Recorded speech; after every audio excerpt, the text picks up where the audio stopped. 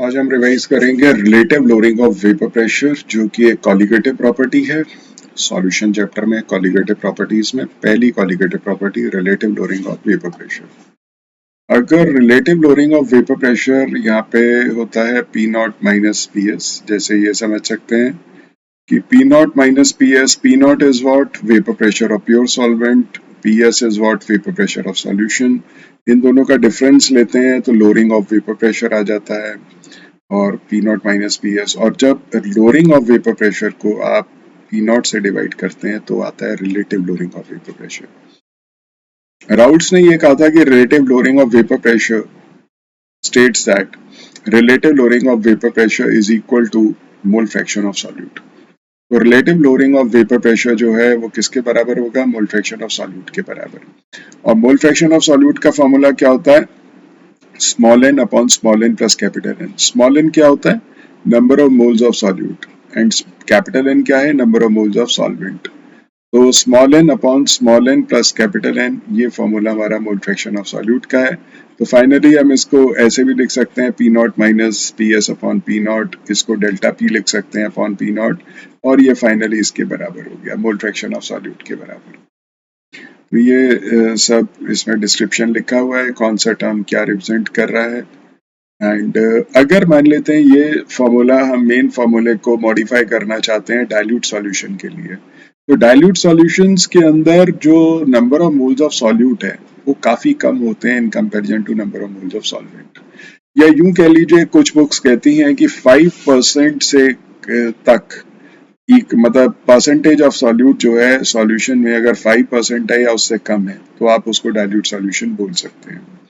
तो dilute solutions के अंदर number of moles of solute काफी कम होंगे number of moles of solvent के कंपैरिजन में, तो डिनोमिनेटर में से हम स्मॉल एन यहाँ पे हटा देते हैं। तो उससे क्या होगा? आंसर एक्यूरेट तो नहीं आएगा, थोड़ा अप्रोक्सीमेट आएगा। ऐसा तो नहीं हो सकता कि नीचे नंबर ऑफ मोल्स बिल्कुल नहीं है, नंबर ऑफ मोल्स ऊपर ऑफ सॉल्यूट तो लिए हैं, लेकिन इसकी फिगर बहुत छोटी है in comparison to capital N, इसलिए यहाँ पे इसको ओमिट कर दिया है।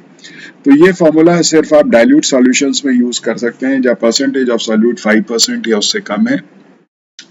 अब number of moles of solute क्या होता है? Weight upon molecular weight. तो small w upon small m, weight of solute upon molecular weight of solute, क्या बता देगा? Number of moles of solute. तो number of moles of solute का formula होता है weight of solute divide by molecular weight of solute. Small w और small m क्या बता रहे हैं? वेट ऑफ सॉल्यूट और मॉलिक्यूलर वेट ऑफ सॉल्यूट। तो स्मॉल w और स्मॉल m हम सॉल्यूट के लिए यूज कर रहे हैं। फिर वेट ऑफ सॉल्वेंट, मतलब number of moles of solvent चाहिए, तो उसका फॉर्मूला क्या है? स्मॉल w मतलब capital W upon capital M। Capital W क्या है? वेट ऑफ सॉल्वेंट, और कैपिटल M क्या है? Molecular weight of solvent. तो वेट अपॉन मॉलिक्यूलर वेट ये नीचे लिखेंगे तो ये ऊपर चला जाएगा। तो फाइनली ये फॉर्मूला आपका यूज होगा किसमें? डाइल्यूट सॉल्यूशंस के केस में। तो in case of dilute solution small N काफी कम होता है in comparison to capital N, इसीलिए यहाँ पे आप स्मॉल एन को ओमिट कर देते हैं। अगर आपको मोलैलिटी कैलकुलेट करनी है सॉल्यूशन की वेपर प्रेशर के टर्म्स में, मान लो वेपर प्रेशर्स आपको दिए गए हैं प्योर स्टेट में और सॉल्यूशन का पीएस होता है, यहाँ पे लिखा हुआ है P not is vapour pressure pure solvent, PS vapour pressure solution. तो आप इस फॉर्मूले को इस तरीके से यूज कर सकते हैं, P not minus P S upon P not is equal to 1000 divided by molecular weight of solvent. इस फॉर्मूले से आपको अप्रोक्सीमेट आंसर मोलैलिटी का यहाँ पे मिल जाएगा। Now comes relative lowering of vapour pressure, कैसे मेजर किया जाए एक्सपेरिमेंटली। सपोज करिए आपने relative lowering of vapour pressure P not minus P S upon P not की वैल्यू आपने थ्योरेटिकली कैलकुलेट नहीं करनी बल्कि इसको एक्सपेरिमेंटल निकालना है, तो ये तरीका बताया था ओसवाल्ड और वॉकर ने। ओसवाल्ड और वॉकर ने एक एक्सपेरिमेंटल मेथड से उन्होंने ये वैल्यू जब निकाली थी तो ये फॉर्मूला यूज किया था ओसवाल्ड एंड वॉकर ने। Loss in wait of solvent bulbs उनका एक एक्सपेरिमेंट है, उसमें उन्होंने loss in wait of solvent bulbs नापा और divided by total loss in weight of solution. तो सॉल्यूशन बल्ब में जो टोटल लॉस हुआ उससे डिवाइड कर दीजिए loss in wait of solvent bulb को। आप इससे डिवाइड करेंगे तो आंसर आपका जो आएगा वो relative lowering of vapour pressure आएगा। यहाँ पे स्मॉल w इधर लिखा हुआ है वेट ऑफ सॉल्यूट है, स्मॉल m यहाँ पे मॉलिक्यूलर वेट ऑफ सॉल्यूट है, कैपिटल W यहाँ पे वेट ऑफ सॉल्वेंट है और कैपिटल M यहाँ पे मॉलिक्यूलर वेट ऑफ सॉल्वेंट है। तो कैपिटल डब्ल्यू और कैपिटल एम सॉल्वेंट के लिए यूज किए हैं, स्मॉल डब्ल्यू और स्मॉल एम हमने सॉल्यूट के लिए यूज किए हैं, वेट और मॉलिक्यूलर वेट के लिए। यहाँ पे एक फॉर्मूला और भी चलता है कि हम मैथमेटिकली यहाँ पे स्मॉल एन को हम ओमिट कर सकते हैं और अपना आंसर भी, एक्यूरेट आंसर आपका इस फॉर्मूले से आएगा।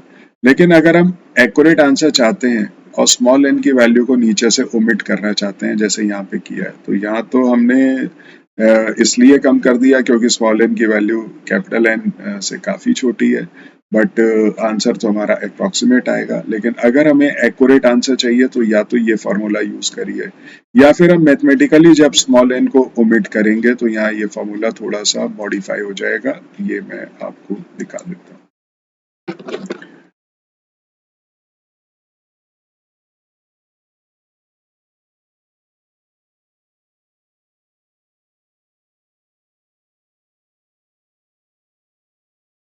तो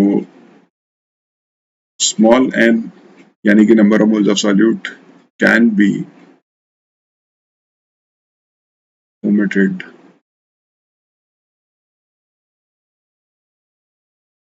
mathematically।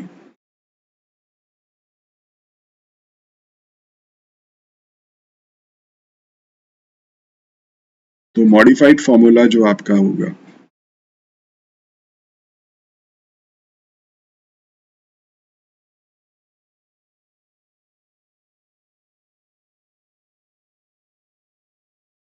That will be P not minus P S.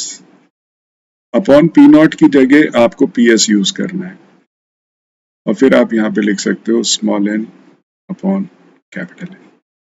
तो आपको बस इतना करना है, नीचे पी एस लेना है। पीछे वाले फॉर्मूले में आपने क्या लिया था, ये देखिए पी नॉट था नीचे, लेकिन हमने इसको मॉडिफाई किया, स्मॉल एन को मैथमेटिकली ओमिट किया है तो नीचे पी एस आएगा।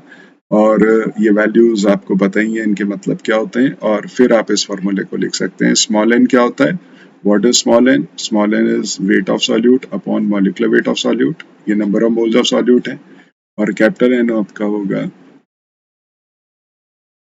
Wait of solvent upon molecular weight of solvent.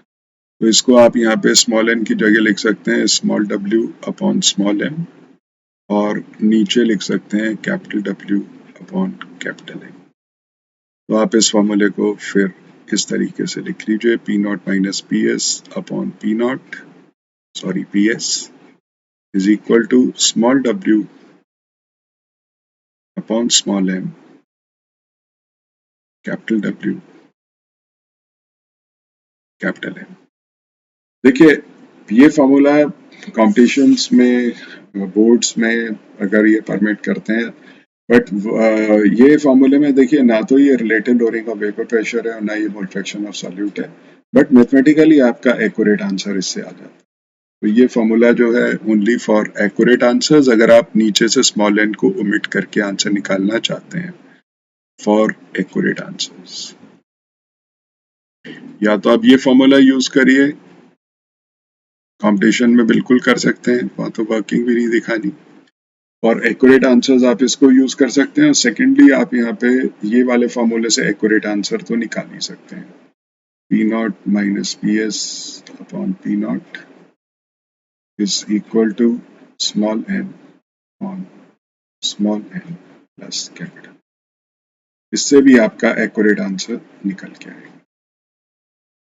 तो ये दो फॉर्मूले एक्यूरेट आंसर्स के लिए, अगर आप बिना एन के लिखना चाह रहे हैं तो ये वाला लिख लीजिए, इससे सॉल्व आप कर सकते हैं। Thank you.